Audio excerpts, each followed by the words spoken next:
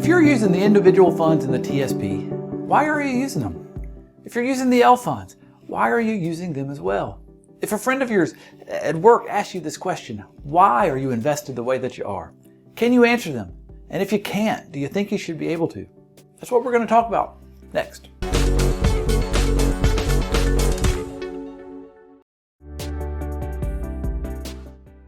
Hey, my name is Mel Stubbs. I'm a financial planner here at Christy Capital Management, and we're trying to bring clarity to the confusion that is retirement. In today's video, we're talking about why. Why have you chosen the funds and the allocations that you've chosen to invest your money? Now, here are some of the answers that I commonly hear. I made an allocation choice when I was hired, and I haven't touched it since. Some say that, I put everything in the G fund, and I've left it there forever because I don't want to lose. Some say I've talked with someone and I have a little bit of money in like every L fund offered. I still haven't figured out that strategy. Some get a monthly newsletter that tells them how to invest.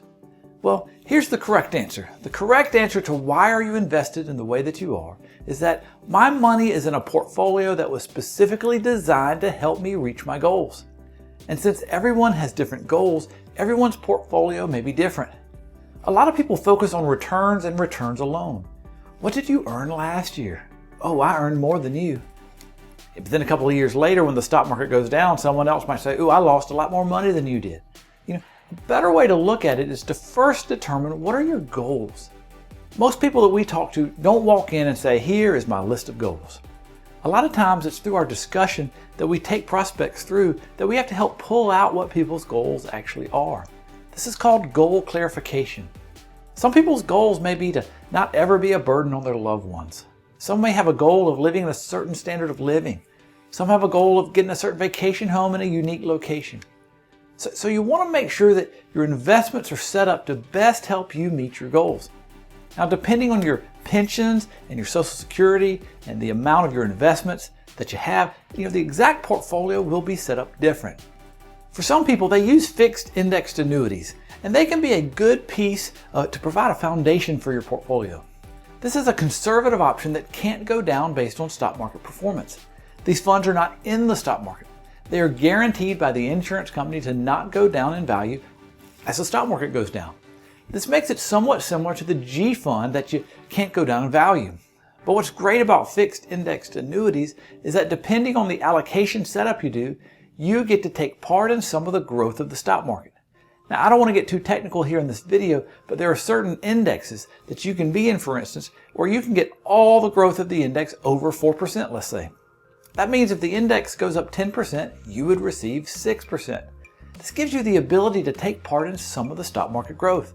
Now, you're not in the stock market, so you're not taking part in all the stock market growth. But one of the big drawbacks of the G fund is that there really is no upside potential.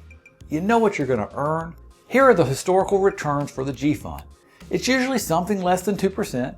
It doesn't really matter if the stock market is amazing or if it's awful. You kind of get what you get. And for some people to reach their goals, this can be a building block to set up that portfolio. Another thing that makes fixed indexed annuities a potential option is that they are not bonds.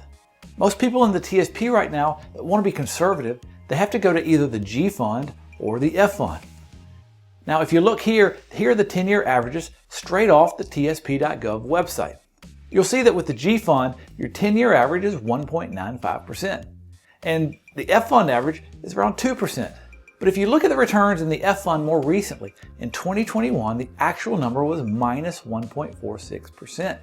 As of June 2022, the year-to-date number for 2022 for the F fund is minus 8.3%.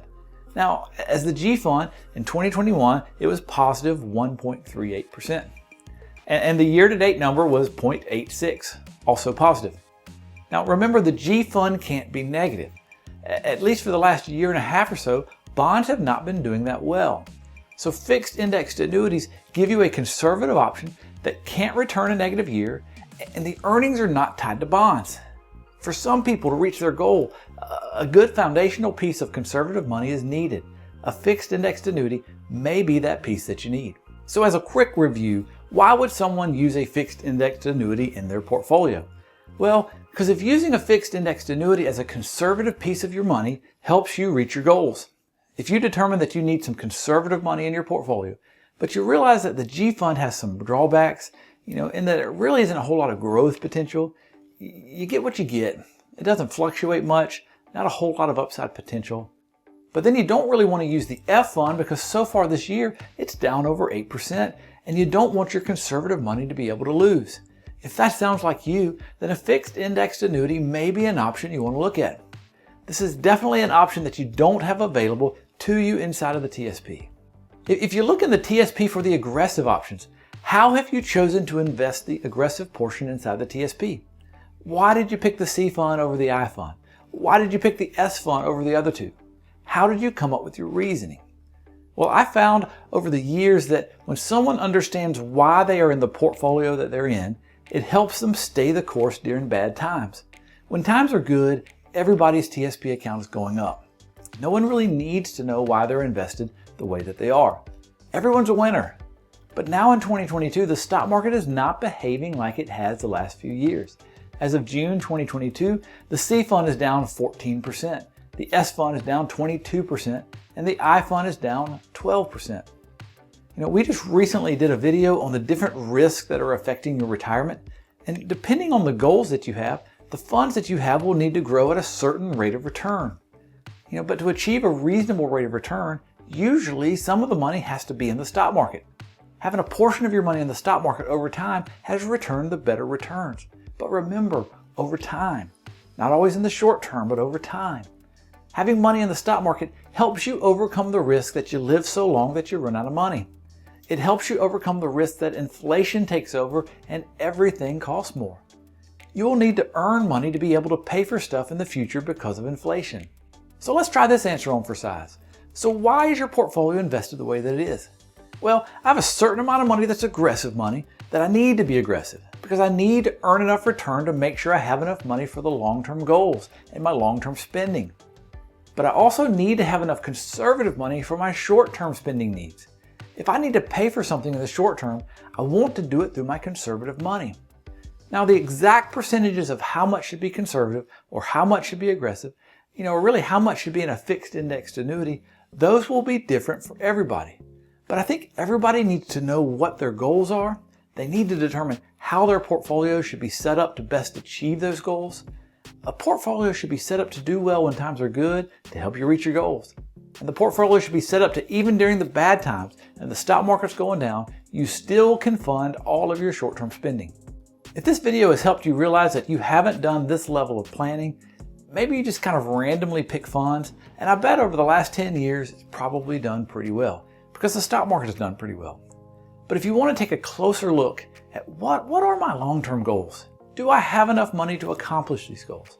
Am I invested in a way that gives me the best chance to reach these goals?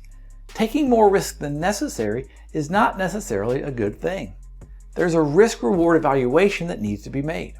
For some people, they only want to just take enough risk to accomplish their goals and no more. If you want to work with somebody that does this every day for people, reach out to Christy Capital Management. Go to our website, christycapital.com. In the upper right-hand corner, you can click on Talk with an Advisor and then put your information in and we will set up a time to talk with you. Maybe you need help determining what your goals should be. Maybe they just need a little bit of clarifying. Maybe you need a second opinion to determine, do you have enough to accomplish these goals? Is your current portfolio set up properly to help you achieve these goals and match your tolerance for risk? We would love to talk with you and help you go through this. Go to christycapital.com, fill out the Talk with an Advisor form, and we will be in touch with you. This is Mel Stubbs. Happy retiring. We need to do the proper disclaimers. The purpose of this video is not to give specific tax advice or investment advice. We're going over general principles and ideas that can be used, and if used correctly, can save and avoid taxes. You're going to want to work with someone personally who knows your situation personally. So seek out advice from an independent financial advisor. This is for educational purposes only. I hope you enjoyed the video.